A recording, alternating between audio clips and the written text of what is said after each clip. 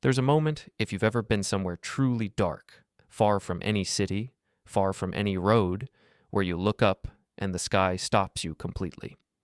Not because it's pretty, because it's overwhelming, because there are so many stars that the sky itself looks textured, layered, almost three-dimensional, and you feel, for just a second, genuinely small. That feeling isn't aesthetic, it's ancient, and for most of human history, every single person alive felt it every single night.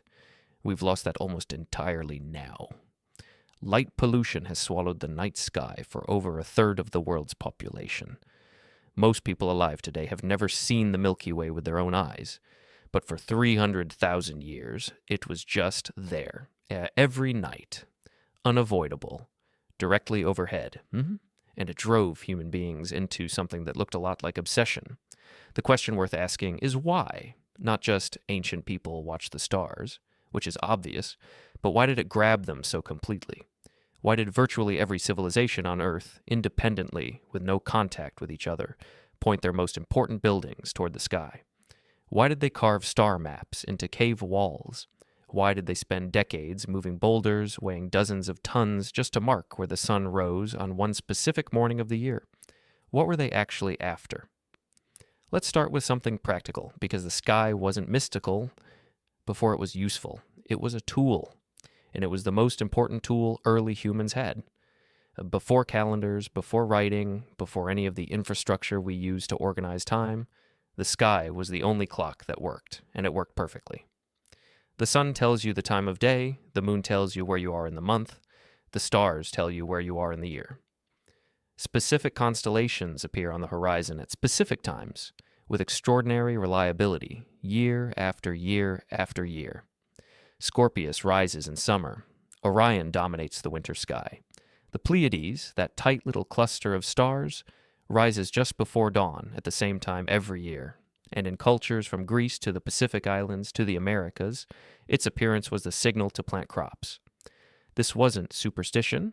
This was precision agriculture using the most accurate long-term calendar available. The sky was a database, and early humans were learning to read it.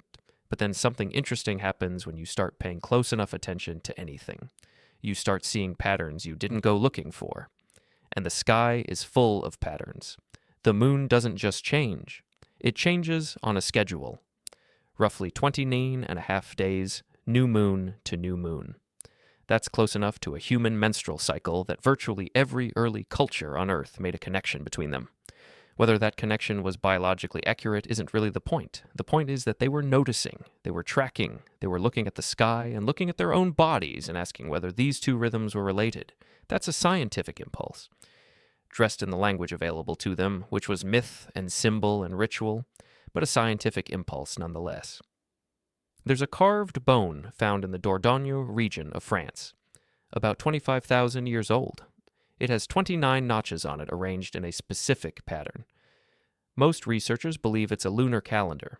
Someone, 250,000 years before the iPhone, sat down and kept track of the moon for a full month, notch by notch, because they wanted to know when it would come back around.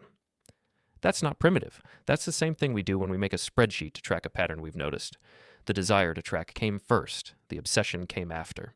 Here's what I think people miss when they talk about ancient astronomy. We frame it as either practical, they needed the calendar, or spiritual. They worshiped the sun. But those two things weren't separate categories for early humans the way they are for us. The practical and the sacred were the same thing. The sun didn't just mark the seasons. The sun was the reason the seasons existed. The thing that made crops grow wasn't just light and warmth in some neutral, mechanical sense. It was a force. It had agency. It could be generous or it could fail you. Of course you paid attention to it.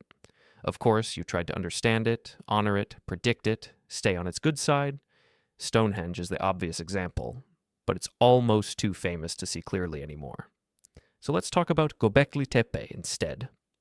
In southeastern Turkey, at the top of a limestone ridge, there is a site that completely broke the timeline of human civilization when it was excavated in the 1990s. Massive carved stone pillars, arranged in circles, covered in detailed bas-relief sculptures of animals and abstract symbols. And nothing unusual there, except that it's 12,000 years old. That's older than agriculture, older than pottery, older than any city. This was built by hunter-gatherers, people who had no permanent settlements, no farming, no surplus food to support a large labor force, and yet they quarried and moved and erected stone pillars weighing up to 20 tons. Why? Nobody knows for certain, but the pillars are aligned. Specifically, one of them appears to be aligned with the star Deneb, which would have been the pole star around the time the site was built, before the slow wobble of Earth's axis shifted things. Someone built an enormous stone monument in the middle of nowhere and pointed it at a specific star. Before they had figured out farming, before any of the things we consider the foundations of civilization existed, the sky came first. And this pattern repeats everywhere you look. The pyramids at Giza align to Orion's belt. The Caracol Observatory in the Mayan city of Chichen Itza, with its windows positioned to frame the exact rising and setting of Venus at specific times of year. The Bighorn Medicine Wheel in Wyoming, a circular arrangement of stones built by indigenous peoples centuries ago, with spokes that align with the summer solstice sunrise and with several major stars. The Nazca lines in Peru, massive drawings scraped into a desert plateau, some of which point toward astronomical events. Culture after culture, and continent after continent, the same obsession expressed in the local language of stone and earth and symbol. Something about the sky demanded a response, not just observation, a response, building, marking, aligning, as if making a physical structure that matched the pattern overhead made the pattern more real, more knowable, more connected to human life on the ground. There's a psychological principle at work here that we actually understand pretty well now. Human beings are pattern recognition machines. It's our core skill. It's what let us track animals, predict seasons, read social dynamics, survive in a world full of chaos. But the same system that finds real patterns also finds patterns that aren't there. We see faces in clouds. We hear words in static. We build narratives out of coincidence. And when you have a sky full of moving lights and a brain desperately searching for order in a dangerous and unpredictable world, you are going to find meaning up there. You can't help it. The constellations are the perfect example of this. They're not real.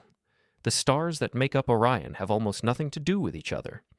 They're at wildly different distances from Earth. They don't form a shape in any objective sense. But the human visual system, searching for form in a field of scattered lights, finds one. And once you find the shape, you give it a name. Once it has a name, it has a story. Once it has a story, it has a character, a history, a relationship to other stories. And suddenly the sky isn't a random field of light. It's a map of meaning, a library written in stars. That's not ignorance. That's one of the most sophisticated things a brain can do.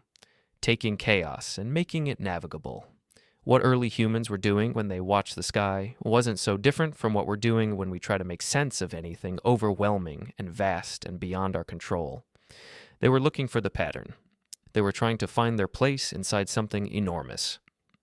They were asking, in the language they had available, the oldest question human beings have ever asked. What is all of this, and where do I fit in it? They just had the honesty to look up when they asked it.